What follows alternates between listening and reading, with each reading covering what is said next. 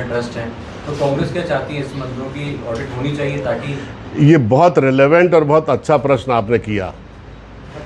मध्य प्रदेश में जितने भी धर्मलोक बने हैं, चाहे वो महाकाल लोक बना हो, चाहे वो ओरछा मंदिर में भगवान श्री राम का महालोक बना हो, या धर्म और संस्कृति विभाग ने जिन छोटे छोटे मंदिरों के उद्धार के लिए, जीर्णोद्धार के लिए बहुत विपुल धनराशि जो उपलब्ध कराई है, उसमें तो भ्रष्टाचार हुआ ही है। पिछले दिनों मैंने आपको बताया था कि ओरछा के मंदिर में 50 रुपये स्क्वायर फीट की टाइल 350 रुपये स्क्वायर फीट में ली गई। दमोह के बानकपुर मंदिर जो जागेश्वर धाम के नाम से प्रसिद्ध है, एक शक्तिपीठ है भारत का, बहुत श्रद्धा और विश्वास से लोग वहाँ पर जाते हैं। वहाँ कंस्ट्रक्शन में बहुत भारी करप्शन हुआ है। दमोह में एक बूंदा बहू का मंदिर है, उसमें करोड़ों रुपए की चोरी हुई है और किसने चोरी की आज तक पता नहीं लगा।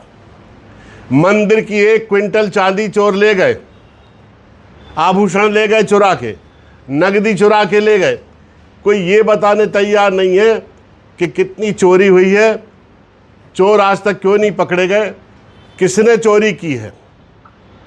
आप बताइए, राम मंदिर में जो कैमरे हैं वो क्यों बंद किए गए? कंस्ट्रक्शन से जुड़े राम मंदिर के इंजीनियर ये कह रहे हैं कि 40% ज़्यादा पर काम किया गया, प्रत्यक्ष रूप से जो इंजीनियर उसमें जुड़े हुए हैं, और इसकी सूचना भी उन्होंने कंसर्न लोगों को दी।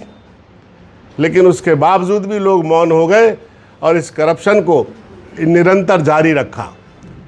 जो निर्माण कार्य है, इसमें 40% की बेईमानी, और मंदिर में जो चढ़ावा आता है उसकी चोरी। जो 1200 रामशिलाएं दी गई थी राम मंदिर के निर्माण के समय, जो चांदी की थी, सोने की थी, एक शिला में तो जो बम्बई से किसी बहुत बड़े व्यापारी ने दी थी, वो उसमें तरह तरह के नग और आभूषण जुड़े हुए थे, जिसमें बहुत महंगे डायमंड लगे हुए थे, और वो 100 करोड़ से अधिक की एक शिला थी। उसका पता ही नहीं है कि वो कहाँ गई। जब लोगों से पूछा कि ये 1200 रामशिलाएं कहाँ गई, तो मंदिर के सूत्र ये बताते हैं कि जो मंदिर निर्माण की जो नींव है, बुनियाद है, उसमें डाल दी वो शिलाएं। अब किसी को अगर देखना हो कहाँ गई, तो पहले वो मंदिर हटा के एक तरफ रखे, उसकी नींव खोदे, फिर पता लगाए कि वो कहाँ गई।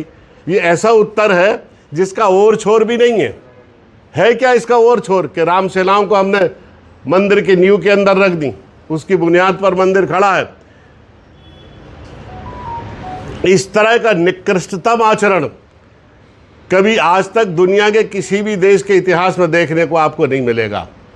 सनातन धर्म, संस्कृति और परंपरा का उद्घोष करने वाले लोग, भगवान राम की श्रद्धा और विश्वास का दोहन करने वाले लोग, राजनीति को धर्म को राजनीति का औजार बनाने वाले लोग, धर्म के नाम पर पूरे देश में दंगा कराने वाले लोग, पूरे देश भर में रथ यात्राएं निकालने वाले लोग, उनका अंतिम निष्कर्ष ये निकला कि ये सब चोर हैं, चोरी करने वाले लोग हैं, और इन्हें भारतवर्ष की जनता की श्रद्धा, उनकी अस्मिता, उनका विश्वास, उसकी कोई चिंता नहीं है, और निर्लज्जतापूर्वक उन्होंने पूरे देश की जनता के विश्वास का हरण किया है।